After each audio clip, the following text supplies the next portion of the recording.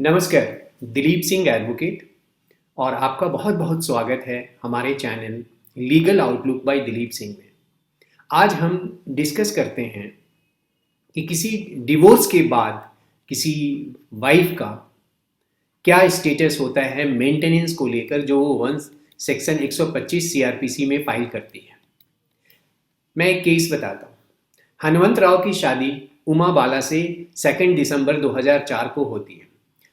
शादी के बाद ही बहुत कुछ ठीक नहीं रहता जब उमा को पता चलता है कि हनुमंत राव की पहले शादी हुई थी और उससे डिवोर्स हो गया है और उसने छुपाया था। तो रिलेशन आपस में अच्छा नहीं रहता, दोनों अलग अलग रहने लगते हैं।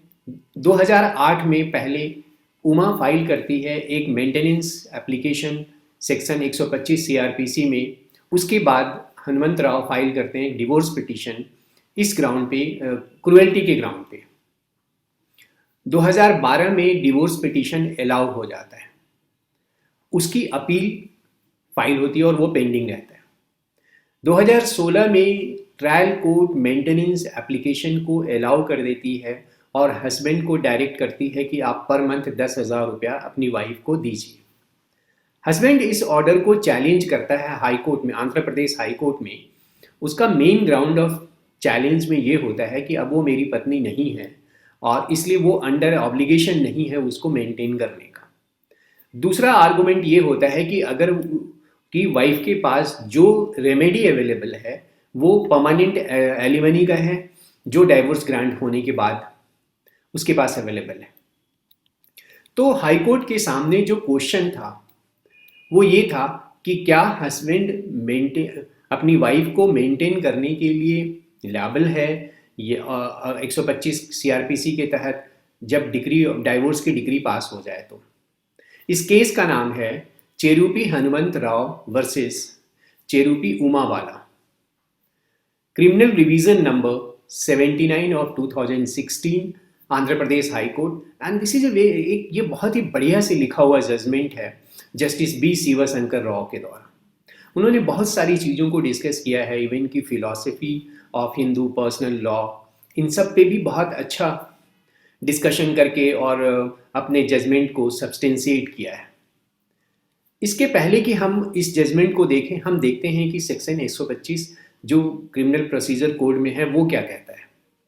वो उसकी सिंपल लैंग्वेज ये है कि अगर कोई पर्सन जिसके पास सफिशिएंट मीन्स है वो नेग्लेक्ट करता है या रिफ्यूज़ करता है अपनी वाइफ को मेंटेन करने का, जो खुद को मेंटेन करने के कंडीशन में नहीं है, तो उसको डायरेक्ट कर सकती है, उसको मेंटेनेंस ऑर्डर पास कर सकती है। इसमें एक एक्सप्लेनेशन है, एक्सप्लेनेशन बी, जो वाइफ को डिफाइन करता है और वो ये कहता है कि वाइफ शब्द इंक्लूड करता है वो हर एक इवन की जो डिवोर्स हो गया है, डिवोर्स के बाद भी, और हस्बैंड ने डिवोर्स ऑब्टेन कर लिया है और वाइफ ने तब तक शादी नहीं की है, री मैरिज नहीं की है, पुनः विवाह नहीं किया है।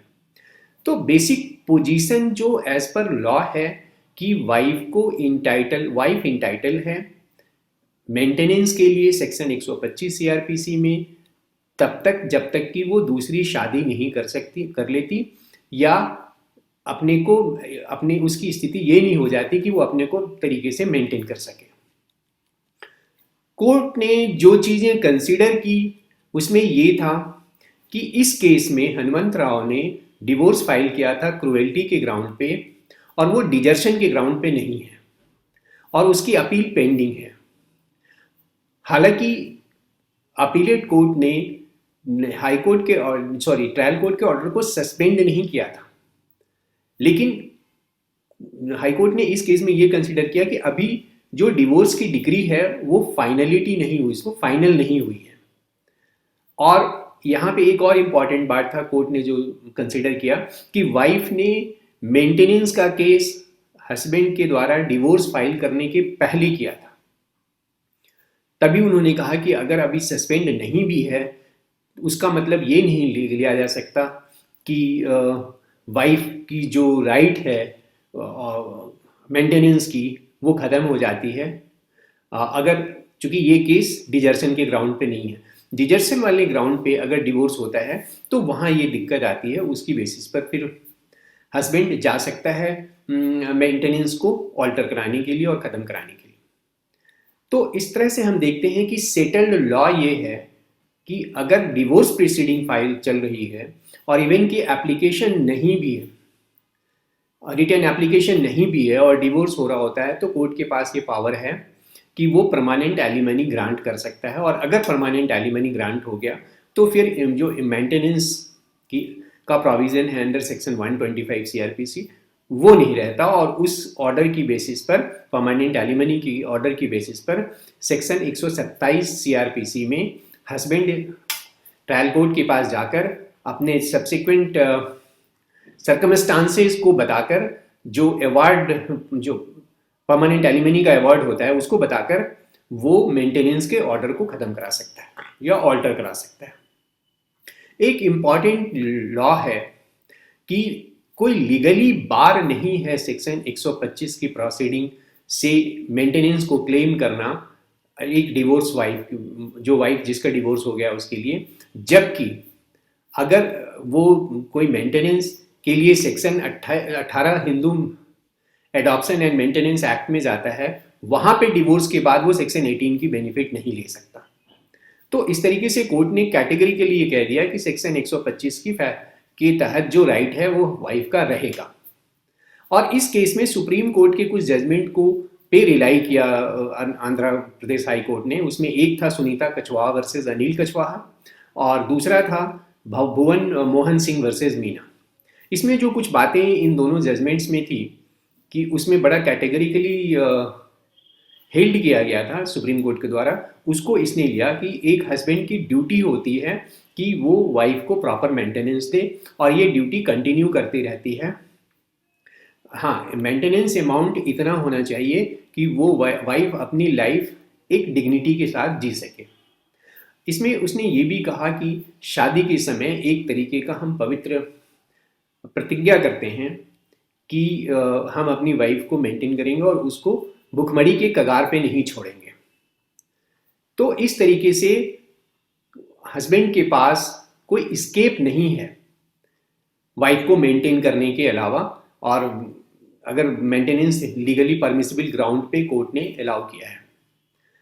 तो इस तरीके से आंध्र प्रदेश हाई कोर्ट ने ये कहा कि नीचे की कोर्ट ने, ट्रायल कोर्ट ने जो मेंटेनेंस 10,000 रुपये का दिया है वो सही है। हालांकि यहाँ पे उन्होंने मॉड्यूलेट करके जो और फैक्टर्स को देखते हुए उन्होंने 10,000 को 8,000 में कन्वर्ट किया, बट ट्रायल कोर्ट के ऑर्डर को जारी रखा। इसके पहले कि मैं इस वीडियो को कंक्लूड करूं, मैंने इस जजमेंट को बहुत ही इंटरेस्टिंग जजमेंट मुझे लगा, और जस्टिस राव ने बहुत बढ़िया ये जजमेंट लिखा है। और खासकर जो हिंदू पर्सनल लॉ के बारे में उन्होंने कुछ बात की, उसमें एक पैरा जो था वो मैं आपसे शेयर करना चाहता हूँ कि हिंदू पर्सनल लॉ के सिद्धांत का विकास कुछ सामाजिक मूल्यों पे हुआ है। इनमें से एक है मजबूर और कमजोर वर्ग के कल्याण के लिए समुचित व्यवस्था करना समाज में। और जहाँ पे खासकर जो इस व्यवस्था, जो डिवोर्सी है या विडो है, उसके लिए समुचित व्यवस्था करना एक हिंदू समाज के मूल्यों से जुड़ा हुआ है, और इसकी बुनियाद मानवीय मूल्यों पे है जो बाद में आके संविधान में भी इसके समुचित प्रबंध किए गए। सो जो मेंटेनेंस का प्रोविजन है ये ना केवल हिंदू समाज से रिलेटेड है, बल्कि हमारे संविधान से भी, जो वैल्यूज हैं संविधान के, जो मूल्य हैं, उनसे भी, उन पे भी आधारित है। आपको मेरा ये वीडियो कैसा लगा आप ज़रूर बताइए अपने कमेंट के ज़रिए, जिससे कि मैं जान सकूं कि आप सुनकर आपके मन में क्या विचार आते हैं। अगर आपने मेरा चैनल सब्सक्राइब नहीं किया है अब तक तो रिक्वेस्ट है, प्लीज़ आप इसको सब्सक्राइब कीजिए, और अगर वीडियो अपने दोस्तों से शेयर कर सकते हैं तो प्लीज़ शेयर कीजिए। धन्यवाद। नमस्कार।